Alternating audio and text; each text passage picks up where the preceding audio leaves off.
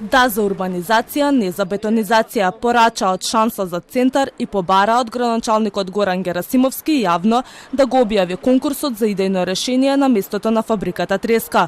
Обвинуваат дека општината се обидува да го спроведе спорниот детален урбанистички план, донесен пред една деценија со скандали во медиумите и обвинувања, кои сега станува реалност за центарци. Конкурсот за треска завршува на 1 октомври.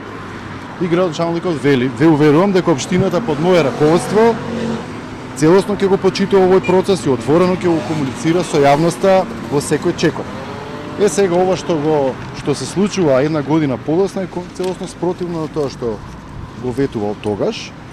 Имаме целосно игнорирање на конкурсот, на идејните решенија и на занемарување на целиот процес, иако за него има одлука донесена самиот совет, а новиот совет нема донесена спротивна одлука со која што ја поништува таа одлука, значи таа се уште важечка. Мислам дека градоначалникот треба да е свесен дека ќе остане запаметен како човек кој го продава државното земјиште во Треска и како човек што си ги поништи и своите зборови, но уште повеќе го згази јавниот интерес и сите заложби на луѓето кои се потпишува на петиции за креирање на конкурса за треска и кои се заложија, советниците од минатиот совет кои се заложија ова да биде поинаку решено. Од општина Центар ги отфрлаат обвинувањата и порача Шанса за центар да престанат со манипулациите. Нема да има никакво бетонизирање и оттуѓување на земјиште.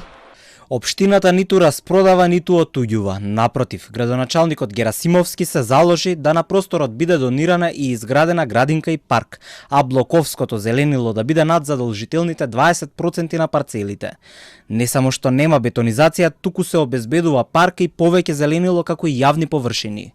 Објекти и бараки во кои се чувале стари алати, машини и други остатоци од производството на мебел во поранешната фабрика Треска неколку пати гореа во пожар.